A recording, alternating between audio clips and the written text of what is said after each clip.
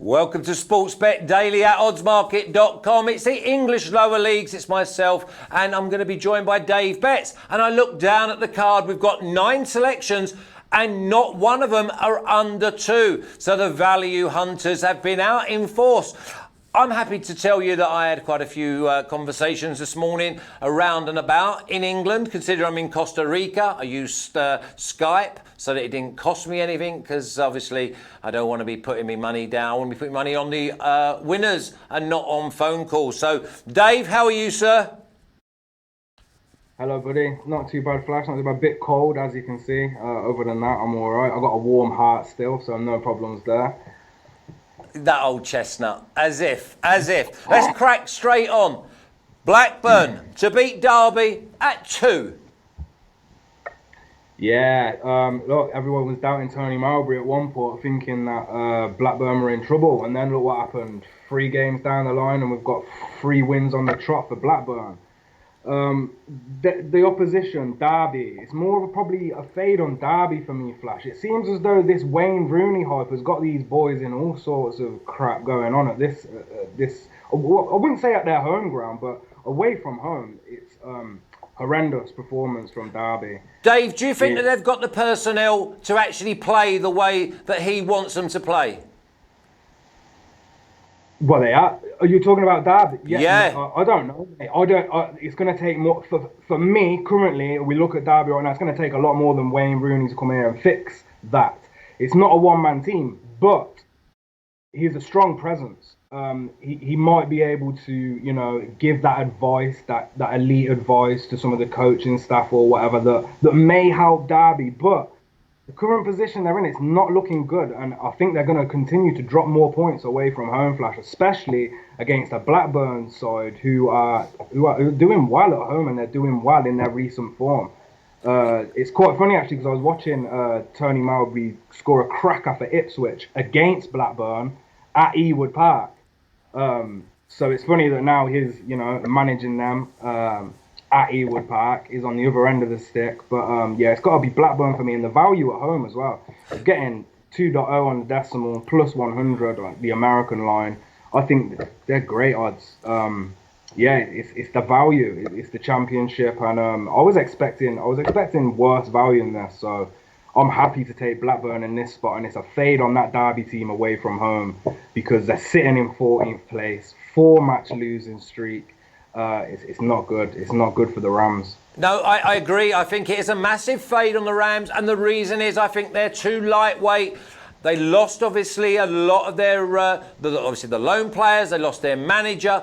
And also, I think they're aging in vital spots in the squad. So I'm definitely with you. I'm not going to be betting Blackburn, but I can see every reason why you are. But I am with you on the next one, and going into the Championship is so rare for me. But it's Cardiff to win, and under 4.5 goals at 2.2. Yeah, once again, some great odds. Now, I know, your probability gets a bit sticky when you start adding multiple markets together. But if we take a look at Cardiff, their games are tight. They win their games tight. They're only winning by 1 goal. I can't give the exact percentage because I've lost my notes. I'm here just freestyling this. But the percentages on them is very high to win a game by 1 goal. And look, they're playing Barnsley, who was on a 17-game winless streak up until last week, which, in all fairness, we could see it as a fluke. Look, it's a championship. I don't think there'll be a single team ever in the championship that's not going to be able to pick up a few wins across the season. But it's been a struggle at all ends of the pitch for Barnsley. Now they're facing Cardiff, who are on a rise. They didn't do too well at the start of the season, but they're picking things up. They're going to be happy to be facing Barnsley, let's face it. Who isn't? Anybody paying attention to the Championship right now is fading Barnsley. I did take Hull. That went against me, but I faded them plenty times before that, and it went for me. Cardiff are on a 3-game win streak, and I think they're just going to put Barnsley to bed this weekend. I don't think it will be nothing spectacular. Tight 1-0, maybe 2-0. And that's why, there's no value on the straight pick for Cardiff. But as soon as we add that under 4.5 goals, it soon changes, and we get the 2.20 plus 120 on the decimal. Yeah, it's got to be the Welsh side for me. They Without a doubt. since obviously Without since Neil. Without a doubt, Dave, I'm looking at Cardiff. I think you could go -1, to be honest. I can see this being 3-0 or 3-1. Cardiff, too strong, too pacey, too streetwise. And for them, it's all about getting 3 points now and making sure that when the teams go to Cardiff, that they actually send them home with nothing. So Cardiff win and under 4.5 goals at 2.2. Yeah, and obviously what I wanted to say was it's I think it's down to obviously Neil Harris being appointed. Since he's came there, they've took 7 points from a possible 9, and prior to him, we know what was going on. It was an ugly situation. Cardiff weren't in the position the board were expecting them to be in, and since Harris has come, they're doing wonderful. You just see, and he's got that more flamboyant manager style. The attacking is coming that Cardiff needed. They needed that attack. Now they've got it. That's exactly what they're all about. They're all about that. They've got pace, they've got raw players. Don't get me wrong, some of them couldn't trap a bag of cement, but on other days, they're outstanding and they're unplayable. So, yeah, Cardiff win for me and under 4.5 goals, all-out attack. This is a brave one from you. Millwall Forest, draw at 3.2. Yeah, I think it's just a form right now. They're both on form, so for me, taking points away from Millwall at the Den is not an easy accomplishment. I'm not sure if you've ever played there, Flash, but I've been there, and it's not nice to be an away supporter at that ground. Well, it wasn't so much back in the night, as I'm not sure. I haven't been there recently, but no. Well, the thing is now the Den that they go to now, the new Den, is like Wembley. Compared to the old Den. The old Den used to be unbelievably bad. I mean, you look at the new Den, and then if you demise it by about 1,000,000%, that's what the Coldblow Laneland was like for Millwall. The pitch finished, and half a yard, maybe a yard at best, was right up against the fence. I remember Scott Minto, obviously worked at Sky Sports now. He was making his debut for Charlton, and after about 4 minutes at left back, he got put in to the fence. And at half time, he took his shirt off, and he had lines across him there, where he'd been absolutely smashed. I mean, the fans were like in your face. It was always been intimidatory. It's just the way it is. And nowadays, my word, I mean, you go back to the old days, it's got not a patch on it. No, it has totally changed. Times have definitely moved on, but still, I actually have family from Woolwich, and they're just insane. I'll never forget catching a bus, and the bus driver, because nobody else was on the bus, took us to the street where we needed to go. I couldn't believe what was going on. Just the area as a whole is crazy. They bleed football. Go in there, any team. I don't care who you are. If you're Leeds or if you're Luton, if you're Barnsley, it makes no difference. Going to the Den. It's a hard place to play at. So this leads me to Nottingham Forest. Obviously, they've also been in form. I would say they are the better side than Millwall in terms of talent. But I don't see either team getting a victory. And with Forest scoring a ridiculous percentage away from home, above 80%, I believe. I see a 1-1, maybe a 2-2. They've been rejuvenated since Neil Harris left Millwall, and I think they can continue some good performances here, especially taking draws from sides who I believe are better than them. Okay, obviously I went quite goosebumpy there and had shivers down my back because obviously Woolwich is less than about 2 or 3 miles from where I grew up, where I was born. So yeah, it's a massive area close to my heart. Okay, here's one I disagree with you strongly, by the way. Leeds win and under 3.5 goals at 2.15. I fancy that Huddersfield, it's a West Yorkshire derby. There's a split between the two clubs geographically. One tough game you have picked here. Yeah, I'm not. I've been very selective this week. If you notice, my volume has come down slightly.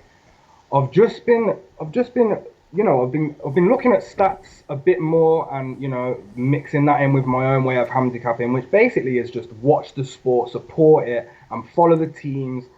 Squad news, all that stuff. I'm not so much a trends guy, but it's hard to ignore Leeds and it's hard to ignore their tight games that they win week in and week out.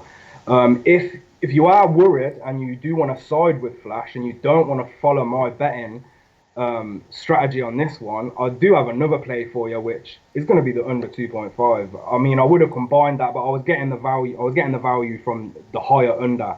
But I think you can get the under 2.5 for just under evens, or it's thereabouts anyway. If you don't agree with me with the Leeds and the under, I definitely support the under. If not, because it's going to be a tight one. Derby, I can't see and much it's just from the this organisation. game. It's the organisation of the two managers, the two sides. I mean, it will be. The crowds will be going absolutely mental. So, listen, Leeds win, and under 3.5 goals is a selection at 2.15. Now, big price this. Hull to beat Stoke City at 2.55. Yeah, this is, once again, it's more of a fade on the away team. Stoke, they continue to concede away from home. And although since the sacking of their manager, they have picked up steam. A lot of sackings this term, I must add. I've noticed a lot of managers being dropped early. And I think it's the great thing for a club to do if they're panicking early on, because there's no point in waiting until after Christmas. There's no point in waiting until halfway through the season. You need to be making these changes early, and certain sides have done that, Stoke being one of them.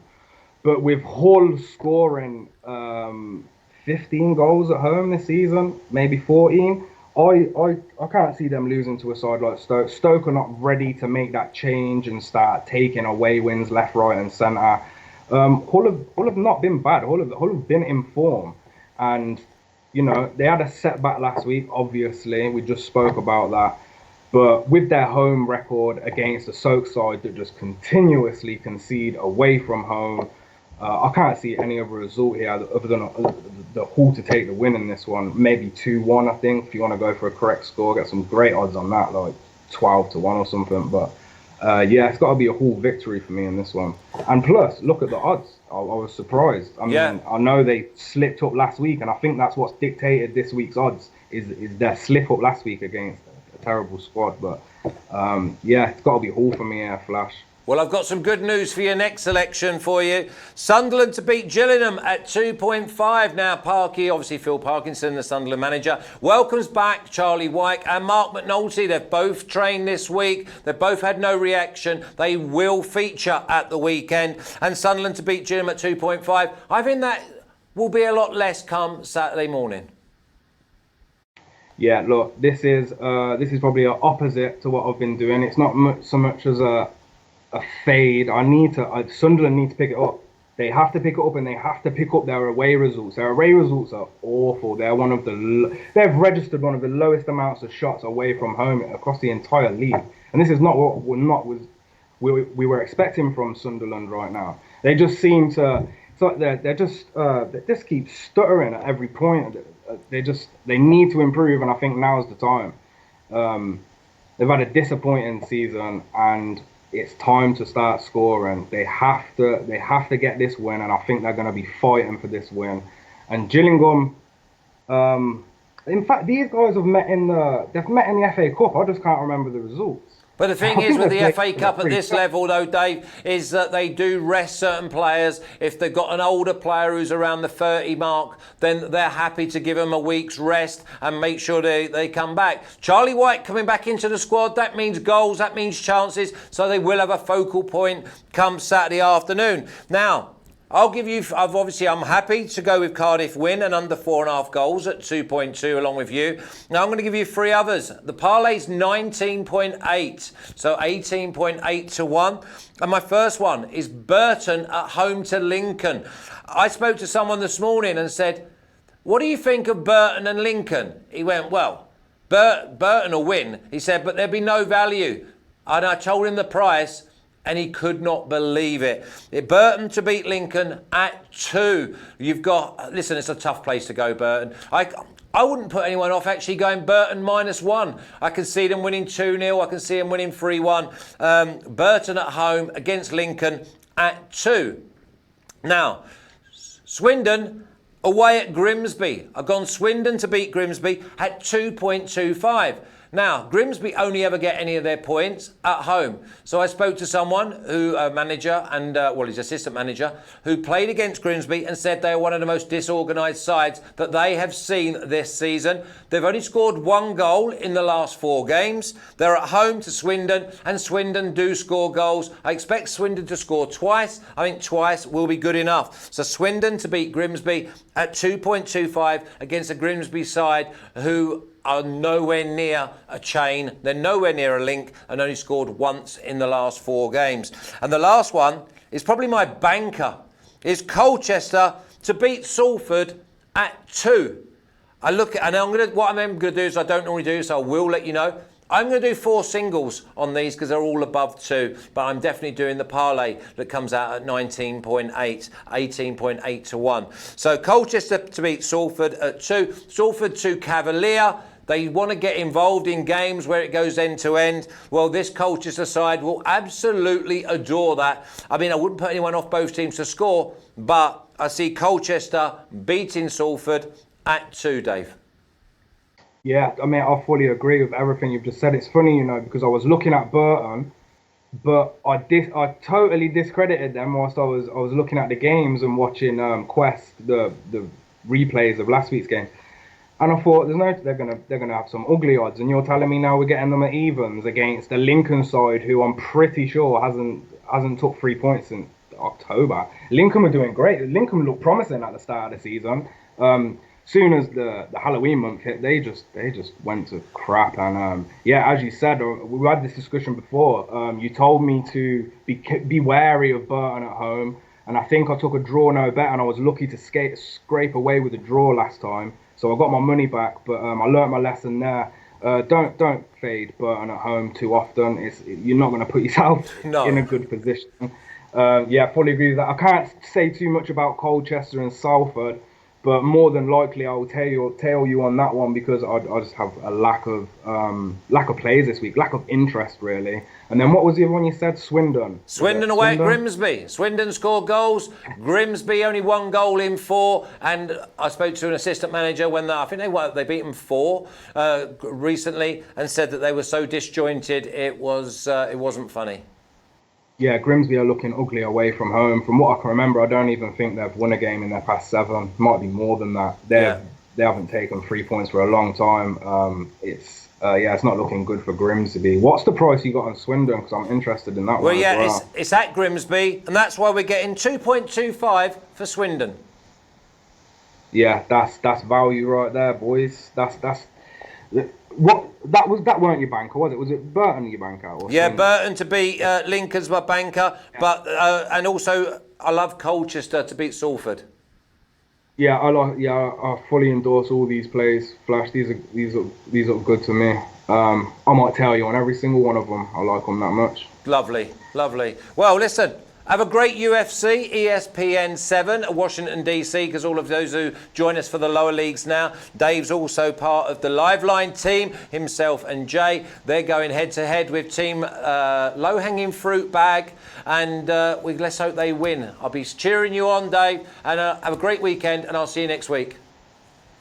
Thank you, my friend. You too. Have a great weekend, and to everybody watching, make sure you tail us, because you're going to win in the end. So that's so true. Okay, brilliant, Dave. That's Dave going through the lower leagues with myself. We've got Premier League punters tomorrow. We've had a double card this week. Looking forward to Nat sitting in this chair. I'll be there, and let's hope that my fortunes change a little bit in the Premier League. See you tomorrow.